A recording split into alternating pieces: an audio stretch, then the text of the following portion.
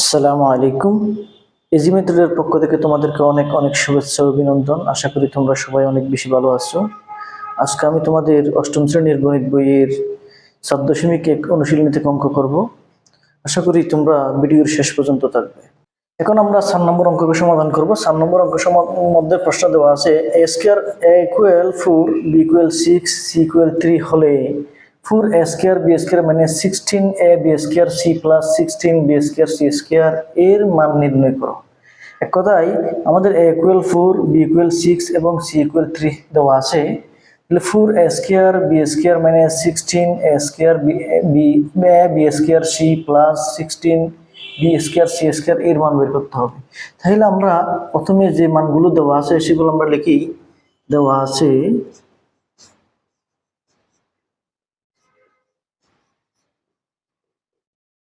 a equal 4 b equal 6 এবং c equal 3। সুতরাং আমরা প্রদত্ত রাশিটাকে লিখব। প্রদত্ত রাশি যেটা আছে আমরা এটা লিখব 4 b square b square minus 16a b square c plus 16 b square c square.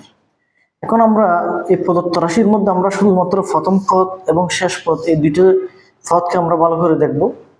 আমরা এই দুইটা পদকে স্কয়ার বানাইতে পারি কিনা দেখব। আসলে আমাদের এরকম এই টাইপের যেগুলো অঙ্ক থাকে সবগুলো অঙ্কের মধ্যে আমাদের দুইটা সূত্র পড়ে। যে সূত্র হচ্ছে a plus b whole square equal a square plus 2ab plus b square. যে সূত্রটা আমরা সবাই জানি। আমাদের আরেকটা সূত্র হচ্ছে a minus b whole square equal a square minus 2ab plus b square. আমাদের এই টাইপের যতগুলো মান দেওয়া আছে এরপর প্রদত্ত রাশি থেকে আমাদের যতগুলো মান বের করতে বলবে সবগুলো মান আমাদেরকে এই দুইটা সূত্রের মাধ্যমে সমাধান করতে হবে। এখন আমি যদি দুইটা সূত্রের মাধ্যমে সমাধান করি তাহলে আমাদের এই পার্ট থেকে এই পার্ট লিখতে হবে a square minus 2ab plus b square. আমরা এখানে a স্কয়ার বানাবো আর একটা বি স্কয়ার বানাবো, অর্থাৎ এই প্রথম পদকে আমরা a স্কয়ার বানাবো, দ্বিতীয় পদকে শেষ পদকে আমরা বি স্কয়ার বানাবো।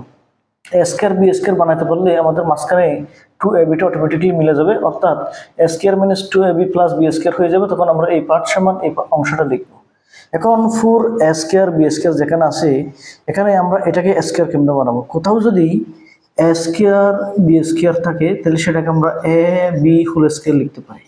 তাহলে আমরা জানি যে 4 মানে 2 স্কয়ার, এরপরে এখানে a স্কয়ার আছে বি স্কয়ার আছে, তাহলে আমরা a স্কয়ার বি স্কয়ার লিখতে পারি। কথায় 2 স্কয়ার a স্কয়ার বি স্কয়ারকে আমরা 2ab হোল স্কয়ার লিখতে পারি। তাহলে আমরা এখানে লিখলাম 2ab হোল স্কয়ার। এরপর আমরা শেষ পদ দেখব। শেষ পদ যেটা আছে এখানে 16b স্কয়ার সি স্কয়ার, এটাকে আমরা সেম ভাবে লিখি 16 মানে 4 স্কয়ার, এরপরে বি স্কয়ার সি স্কয়ার। এক কথায় 4bc হোল স্কয়ার।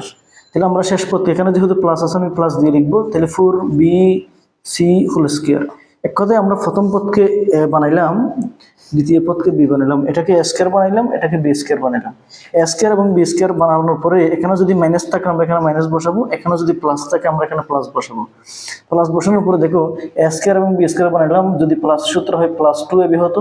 এখানে যেহেতু মাইনাস আছে আমাদের প্রশ্নের মধ্যে তাইলে আমাদের হবে মাইনাস 2ab। এক কথা মাঝখানে 2ab বসবে। 2a বলতে আমরা 2ab কে আমরা এমন করছি, তাহলে 2ab। এরপরে বি বলতে আমরা 4bc কে বি মনে করছি, অর্থাৎ 4bc। এখানে দেখো 2 আছে 4 আছে, 2 2 দুগুণে 4, 4 4 16। এখানে a আছে, a বসছে। এখানে b এবং b গুণ করলে বি স্কয়ার হয়। এখানে c আছে, c আছে। কোথায় মাঝখানে 16a b স্কয়ার c কে আমরা বিশ্লেষণ করে এরকম পাই। সেটা শুধুমাত্র a স্কয়ার এবং b স্কয়ারের মাধ্যমে আমাদের করতে হবে। তাহলে দেখো a square minus 2ab plus b square, a square minus 2ab plus b square আমাদের সূত্র মিলে গেছে। আমরা জানি a square minus 2ab plus b square equal a minus b whole square.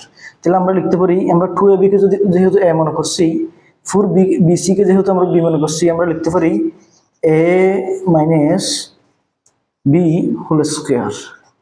এখন আমরা মান বসাবো। এখন মান কিভাবে বসাবো দেখো, 2ab মানে 2 ইন্টু a ইন্টু b। এখানে আমাদের যেহেতু এর মান দেওয়া আছে 4, তাহলে আমরা লিখতে পারি 2 ইন্টু 4। এরপরে বির মান দেওয়া আছে 6, আমরা 6 লিখছি। এরপর মাইনাস এখানে 4bc মানে 4 ইন্টু বি ইন্টু সি, তাহলে বির মান দেওয়া আছে 6। ইন্টু সির মান দেওয়া আছে 3। এখানে আমাদের এই পুরো অংশের মধ্যে স্কোয়ার ছিল, আমরা পুরো অংশটাতে স্কোয়ার দেব। এখানে আমরা গুণ করে দিই 4 দুগুণ 8, 6 8 48 মাইনাস এখানে 424, 324 কত হয়, 424 324 আমাদের যদি গুণ করতে হয় 3 4 12, 12 2 হাতে আছে 1, 3 দুগুণে 6, 6 আর 1 7। এভাবে করার পরে এখানে 48 মাইনাস 72 হোল স্কোয়ার।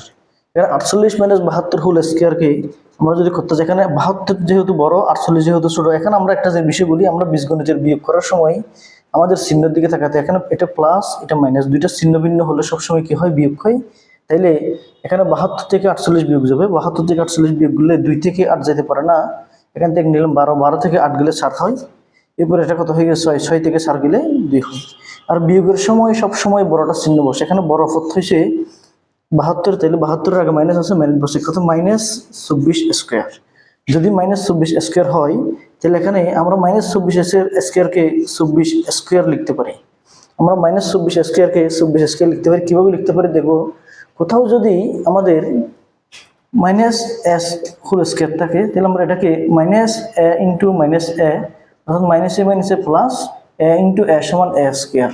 অর্থাৎ আমরা সংক্ষেপে মনে রাখবো, কোনো সংখ্যাতে যদি পাওয়ার জোড় সংখ্যা হয় সেই সংখ্যাতে মাইনাস থাকলে মাইনাসটা অটোমেটিকলি উঠে যায়। এক কথায় আমরা এটাকে লিখতে পারি 24 হোল স্কোয়ার। এখন 24 হোল স্কোয়ারকে আমরা স্কোয়ার করবো। স্কোয়ার করলে কীভাবে করবো দেখো, আমরা সংক্ষেপে আমার চ্যানেল একটা ভিডিও আছে, মানে শর্টকাটে আমাদের 1 থেকে 100 পর্যন্ত সংখ্যাগুলোকে কীভাবে বর্গ করব। তাহলে এভাবে এই ভিডিওটা তোমরা দেখে নিলে বুঝতে পারবা। এখানে দেখো স্কোয়ারটা প্রথমে শুধুমাত্র 4 দিব। এখানে 24 এর মধ্যে 2 এবং 4 দুইটা অঙ্ক আছে। 4 দিলে তাহলে 4 স্কোয়ার মানে 16, 16 6 হাতে আছে 1। এরপরে স্কোয়ার, এরপরে 2 4 এবং স্কোয়ারকে 2 মনে করে আমরা গুণ দিব। 7 দুগুণ 8, 8 দুগুণ 16। এরপরে 16 আর 1 17, 17 7 হাতে আছে 1। এরপর এখানে আমরা স্কোয়ারটা শুধুমাত্র 2 দিব। 2 স্কোয়ার মানে 4, 4 আর 1 5।